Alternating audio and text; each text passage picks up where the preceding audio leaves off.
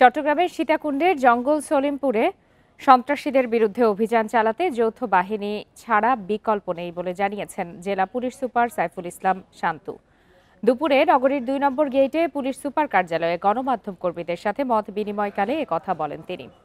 এখন টিভির ব্যুরো প্রধান হোসাইন জিয়াদ ও ভিডিও চিত্র সাংবাদিক পারভেজের ওপর হামলায় জড়িতদের ধরতে অভিযান চলছে বলেও জানান তিনি।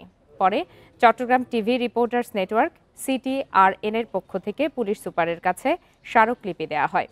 একই দাবিতে মানববন্ধন করেছেন রাজশাহী টেলিভিশন জার্নালিস্ট অ্যাসোসিয়েশন ও অন্যান্য সংগঠনের সাংবাদিকরা।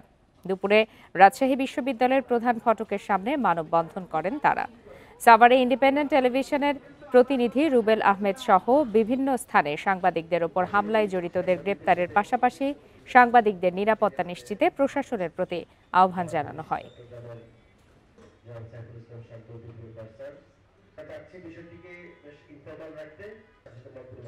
আমি একটা শর্টগান নিয়ে ওখানে তো আমি নিরাপদ না, ওইখানে আমার চায়না রাইফেল নিতে হবে, আমার SMG নিতে হবে, আমার LMG নিতে হবে। আমাকে এইটা না নিয়ে গেলে তো আমার লোক ফিরে আসবে না। আপনারা স্যার একটা ব্যবস্থা করেন। তো এর মধ্যে আমাদের অস্ত্র ব্যবহার সংক্রান্ত বারবার নিষেধ, তোমার এই শর্টগান ব্যবহার করো, পিস্তল কোনো কাজেরই না ওইখানে, শর্টগান কোনো কাজের না। ওইখানে গেলে আমার ভারী অস্ত্র লাগবে। আমার